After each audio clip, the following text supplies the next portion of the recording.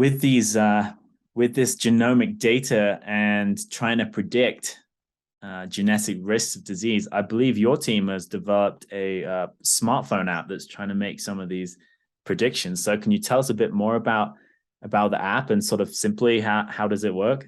MyGeneRank, the purpose of that app is really to collect genetic data and health data from people, calculate their genetic risk score, return that back to them, and see what they do with that information.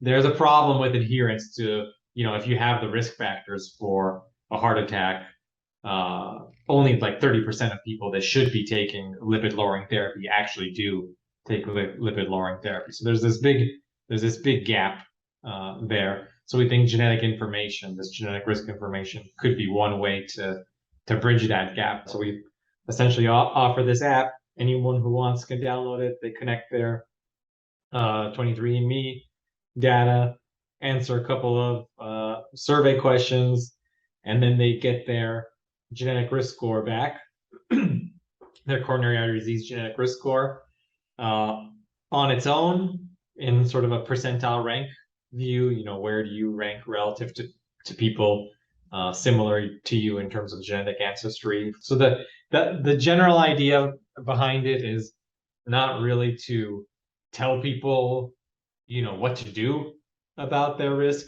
It's more about providing them the information and the tools to see how different behaviors would change their risk, and sort of empowering them to make that decision based upon the risk information that we provide them. For any individual, your genetics might be the primary driver, or your lifestyle might be the primary driver. So there's going to be a lot of variability from individual to individual, but overall it's about 50-50.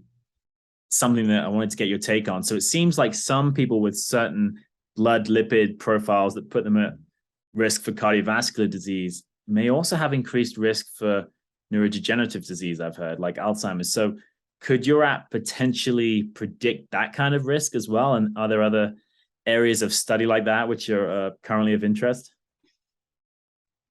Yeah, absolutely. So we probably wouldn't say, get your coronary artery disease genetic risk score, and that might relate to your, say, Alzheimer's disease risk. But for any common condition you can think of, like Alzheimer's disease or other neurodegenerative diseases, there is another genetic risk score, another polygenic risk score that would relate to that.